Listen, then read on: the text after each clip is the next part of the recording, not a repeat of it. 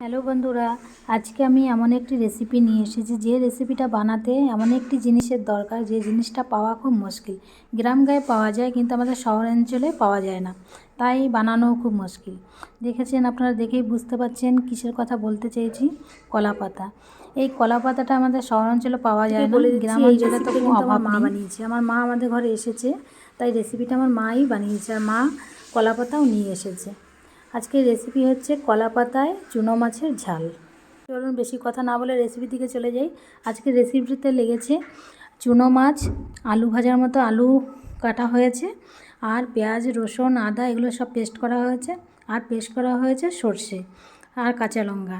সব কিছু দিয়ে এইগুলোকে ভালো করে মাখাতে হবে। দেখুন আমার মা মাখিয়ে নিচ্ছে সব কিছু, হলুদ, লঙ্কা, মানে যত পেস্ট করা হয়েছে সব পেস্ট দিয়ে ভালো করে এটাকে মাখানো হচ্ছে। আর তেলটা কিন্তু একটু বেশি করে লাগবে, যত তেল দেওয়া স্বাদটাও ভালো হয়। দেখুন তেল কতটা করে দেওয়া হচ্ছে, তেল দিয়ে ভালো করে এটাকে মাখানো হচ্ছে। এখানে লোহার কড়াইও ব্যবহার করতে পারেন বা ফ্রাই প্যানও ব্যবহার করতে পারেন। আমি এখানে ফ্রাই প্যান ব্যবহার করেছি।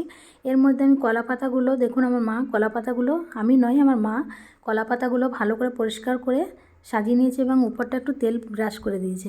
তারপরে দেখুন মাখানো মাছগুলো ভালো করে দিয়ে দিচ্ছে।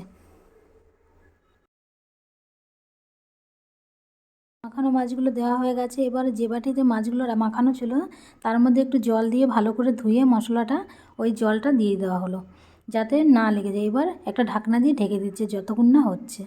এবার চলুন দেখুন হয়ে গেছে, অনেকটা ফুটে এসছে, কালারটাও বেশ এসছে। এবার হয়নি, আর একটু ঢেকে দিতে হবে। দেখা গেল যে সেদ্ধ হয়েছে কিনা, কিন্তু সেদ্ধটা হয়নি, সেজন্য আরেকটু ঢাকা হলো। দেখলেই বুঝতে পারেন রেসিপিটা কত সুস্বাদু হয়েছে। আপনাদের যদি পছন্দ হয় একটা লাইক এবং শেয়ার করে দেবেন।